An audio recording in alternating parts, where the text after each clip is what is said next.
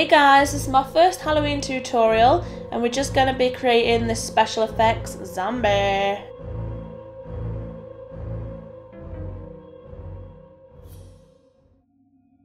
I'm starting out with the NYX Jumbo Pencil in Milk and I'm just outlining where I'm going to be placing the prosthetic. The adhesive I'm using is from Nimba Creations, but you could use anything like Spirit Gum or Prozaid. Using a cotton swab, I'm just applying the adhesive all over the prosthetic. I'm then filling in the area on my face where the prosthetic is going to go. To stick down the prosthetic, I'm pressing it firmly in the centre and then moving my fingers outwards to the edges to make sure that there's no air bubbles underneath the prosthetic. Once it's firmly stuck down, I can concentrate on the edges and just make sure that I've smoothed out everything onto my skin. I'm applying more adhesive to the edges just to make sure that they're extra smooth. I'm not exactly a special effects master, so I want the edges to be as blended out as possible.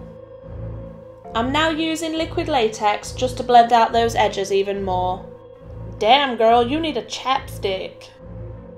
So now we're just using everyone's old favourite, which is liquid latex and tissue. So just pop down a thin layer of liquid latex and then add the tissue on top. Just keep building up the layers and repeat the process wherever you want different wounds. Now the main effects work is done, I've just put my lenses in. I'm using the pointed end of this spatula just to rip open the latex and create little holes. If you don't own one of these effects spatulas, you could use little scissors or even tweezers. Brush over the effects with a translucent powder just to take away the shine from the latex. Using alcohol activated paints, I'm just building up a base of colour.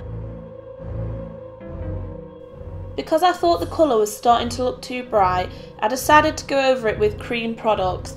In the end, I wish I didn't do this because it just didn't kind of give the effect that I was looking for. It would have been better if I just carried on with the alcohol paints and just corrected the colours. I never actually practice looks before I do them, so all my tutorials are going to kind of be trial and error. So as you can see, using the cream products has really dulled down and washed out the look. That's not actually what I wanted to do, I just wanted the colours to look paler. So if I'd have carried on with the alcohol paints, I'd have been able to achieve that. Check yourself. I wouldn't usually apply latex or any kind of special effects to an area that I've already painted, but the prosthetic has got a lot of texture in it and my normal skin is quite smooth in comparison, so I'm just going to create some extra texture on my own skin. I'm using ripped up cotton balls and latex to do this because it gives you a rougher effect. I'm using the same spatula and just dragging it through the cotton and latex just to create extra texture. Because I have zero patience, I'm just blow drying the latex so it dries faster. And then using that same cream product just to add colour. Using the Kat Von D Shade and Light palette and the NYX Contour palette, I'm going to deepen my eyes and then add some texture and dirt to the skin. Adding different coloured eyeshadows to the skin will add depth and create more texture on the skin for a more realistic finish. Well, obviously not a realistic finish, but if zombies did exist, they'd be pretty dirty and messed up. I'm adding purple shades to my eyes just to make them look kind of bruised, swollen, I don't know, just dirty and horrible. I'm then darkening them with some black eyeshadow just to make them appear deeper and sunken in. So you can see here that adding the different tones to the eyes makes them look really irritated and sunken in. Here I'm just adding darker colours to the skin just to give it some more depth. I'm just using the cream palette and blending it out with a clean brush. Now I'm just darkening up where you would normally contour and my temples just to make the face appear thinner.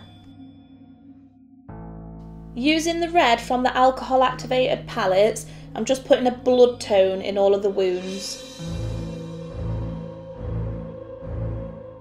Around the edges of the cuts, I'm just using a darker red just to add some depth. Ooh, ooh, now it's time for the blood. We are nearly finished. Vogue, Vogue, Vogue, Vogue. Ooh, girl, you are so cute. Taking the Nye Fresh Scab, I'm literally just going to fill in all the little bloody areas. Thick blood or scab blood is great for this because it makes the wounds look really fresh. I literally have no idea why I'm putting it on my eye, I just get proper carried away when the blood's out. And now we're moving on to the actual blood. I'm using the Mehron stage blood and we're just going to literally drip this from the wounds that we've made. Now I'm just using an old toothbrush with some red face paint on it, just to create some splattered effects around the mouth. Because the red face paint looks too bright, I'm then diluting some fake blood and splattering that on top of there as well.